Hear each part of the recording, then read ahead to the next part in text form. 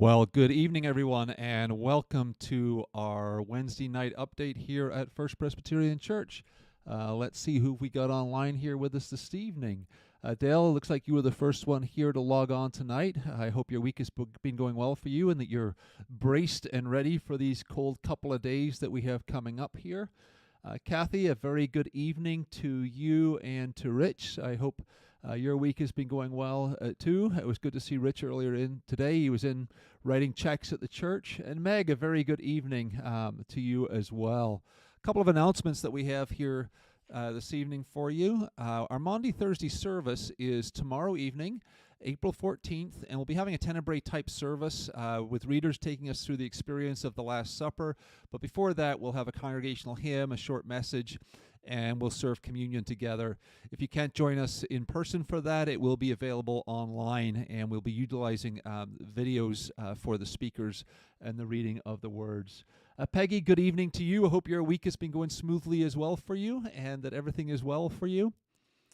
Also, next Wednesday evening, Kelly Johnson will be offering a free webinar starting at 6:30 p.m.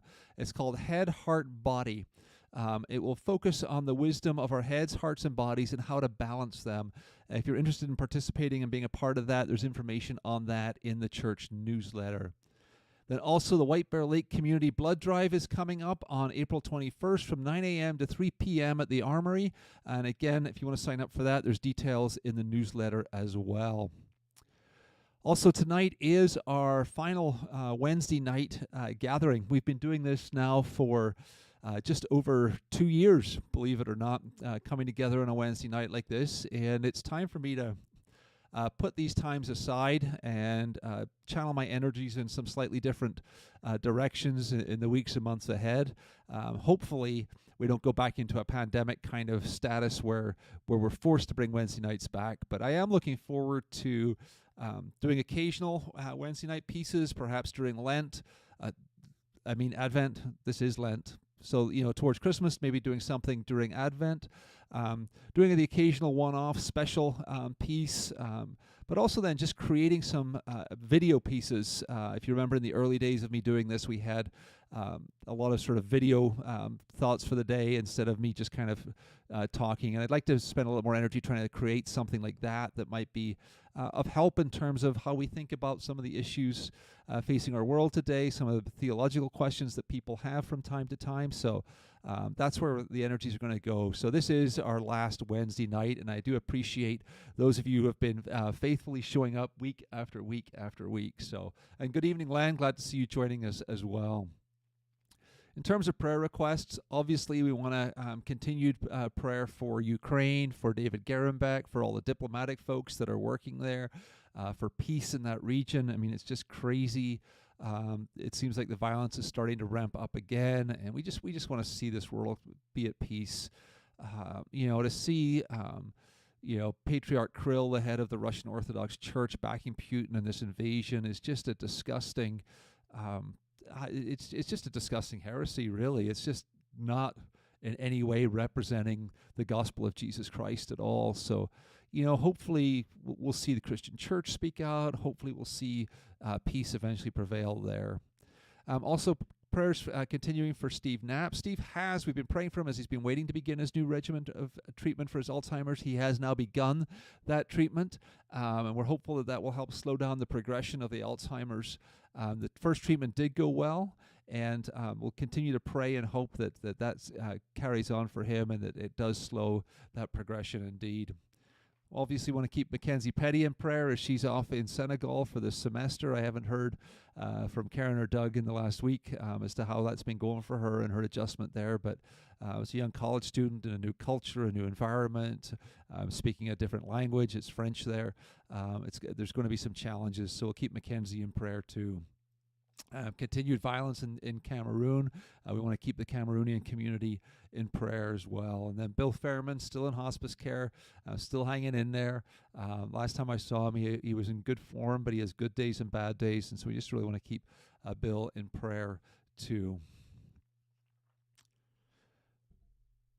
As we approach Easter, as we approach the celebration of the resurrection, I want to step into the book of James here for a moment or two this evening again. Our final time in the book of James and in the 5th chapter. And I think these are challenging words that James writes to the church here. He says this, beginning in verse 1. Now listen, you rich people. Weep and wail because of the misery that is coming on you.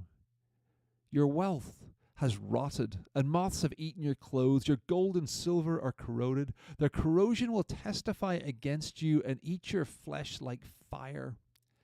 You have hoarded wealth in the last days. Look, the wages you failed to pay the workers who mowed your fields are crying out against you. The cries of the harvesters have reached the ears of the Lord Almighty. You have lived on earth in luxury and self-indulgence. You have fattened yourself in the days of slaughter.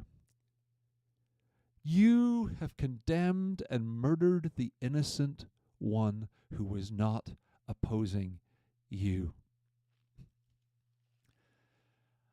I remember when I was in Sierra Leone back in 2018, I made it my goal to read through the book of James a few times while I was there because it does have a lot to say about how we live our lives here in the United States. It has a lot to say about how we relate to those who are in more difficult situations among you. And when you're sitting in a sub-Saharan African nation like Sierra Leone, and you hear those words, now listen, you rich people, weep and wail because of the misery that is coming on you, it hits home a little bit. I went online today, and there's a number of calculators there that you can enter your income into, and it will tell you where you fall in terms of the wealthy people in the world. And when I put our family's income into one of those calculators, I'm in the top 2.5% of people in the world when it comes to wealth. I am stinking rich. So as someone who's stinking rich, I may not have the Jeff Bezos, the Elon Musks, the Mark Zuckerberg kind of money. But in terms of the rest of the world, I am stinking rich. In terms of the rest of the world, you watching this tonight are probably stinking rich. There's what they call the purchasing parity index, and it gives you a sense as to how far the money that you make in one country would go pretty much anywhere in the world. They measure it up against kind of an international dollar kind of piece. And for Sierra Leone, their purchasing parity is $1,727.11. That's how much money they would have to spend on standard living things like bread, rice, vegetables, housing, all of that sort of stuff. In the United States, the equivalent is $63,593.43. Now, those are numbers that come from the World Bank. That's almost 60 times as much. It's funny. When people talk to me about my time in Sierra Leone and the poverty that I see there, I always seem to be asked one question, and it's this: are they happy? Are they happy? And I was thinking about that question today, and it really started to eat away at me. Because my thought was, well, and I always answer it this way. I said, well, they're happy, but does that happiness mean that when they reach the end of the food that was available during one growing season and the harvest isn't quite ready and they cut back to having one meal a day eventually, the fact that they're happy, does that make it okay? Is happiness the measure? Or do we use that question of are they happy to appease our own guilt? because we are guilty of depriving the workers who mowed our fields their fair wages. And we know that that is crying out against us. The cries of the harvester, because we've lived in luxury, and we've lived in luxury at the expense of others.